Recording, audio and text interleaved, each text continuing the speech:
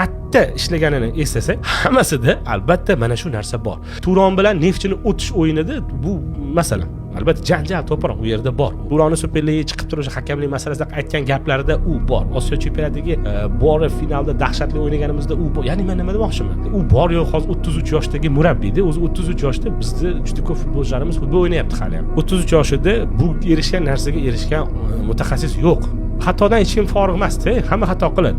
Lekin bu uni karyerasiga qo'yilgan nuqta bo'lmasligi kerak, chunki uni asliyati shu, u shunaqa qiziqqon bo'lgani uchun o'sha eng og'ir vaziyatdagi o'sha masalan mahalliy deyarli birinchi O'zbekistondagi shaxsiy proyekt bo'lgan Turon proyektini Pro Ligadan Superligaga olib chiqmagan bo'lar. Yoki shuncha janjal to'polondan keyin yurak yutib U17 jamoasini bugun Osiyo chempioni va jahon chempionatida mana bu bosqichga olib kelmagan bo'lardi.